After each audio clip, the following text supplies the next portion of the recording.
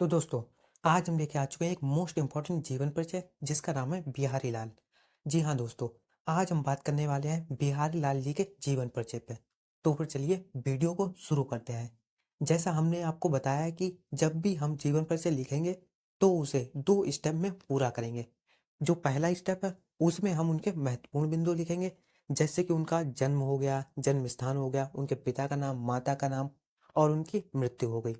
ये सब उनके महत्वपूर्ण बिंदु हो गए, तो इन्हें हम एक अलग कैटेगरी में रखेंगे। और उसके बाद जो दूसरा पॉइंट है उसमें उनका जीवन परिचय लिखेंगे, जिसमें जो महत्वपूर्ण बिंदु हैं उन्हीं से हमारा जीवन परिचय बन जाएगा। अगर आपको महत्वपूर्ण बिंदु आते हैं तो आप जीवन परिचय बड़े ही आसानी से लिख सकते हैं।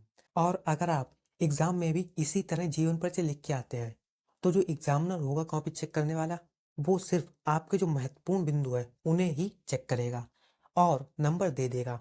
हो सकता है वो आपका जो जीवन परिचय है उसे पढ़े ही ना, क्योंकि जो उसे इंपॉर्टेंट पॉइंट चाहिए होते हैं वो सब उसे ऊपर ही मिल जाएंगे। तो फिर चलिए अब हम अपनी वीडियो को आगे बढ़ाते हैं। तो जीवन परिचय हम लिखने वाले हैं जिसका नाम है बिहारी लाल।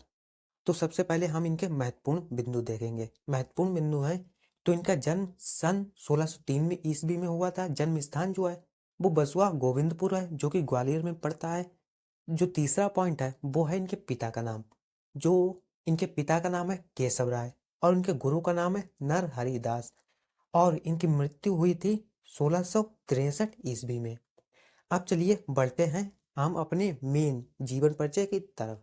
तो इस जीवन परिचय को भी हमने महत्वपूर्ण बिंदु से ही बना के लिखा है। तो चलिए अब हम इसे देखते हैं। तो बिहारी लाल का जन्म सन 1603 ईस्वी के आसपास ग्वालियर के निकट बसुआ गोविंदपुर ग्राम में हुआ था। ये अभी हम ऊपर पढ़ के आए हैं। इनके पिता का नाम श्री केशव राय था। तो ये भी हम अभी ऊपर पढ़ के आए हैं। तो इनके पिता का नाम केशव राय था। बिहारी लाल ने अपनी युवावस्था अपनी ससुराल में व्यतीत की। मुगल बादशाह शाहजहां के निमंत्रण पर ये आगरा चले गए और बाद में जयपुर के राजा जयसिंह के दरबारी कवि बन गए। बाद में ये जयसिंह के दरबारी कवि बन गए। जब राजा जयसिंह अपनी पत्नी के प्रेम पाश में फंस गए, तब बिहारी लाल उन्हें दोबारा कर्तव्य पथ पर वापस लाए। तो बिहारी लाल के प्रत्येक दोहे पर राजा उन्हें एक स्वर्ण मुद्रा देते थे।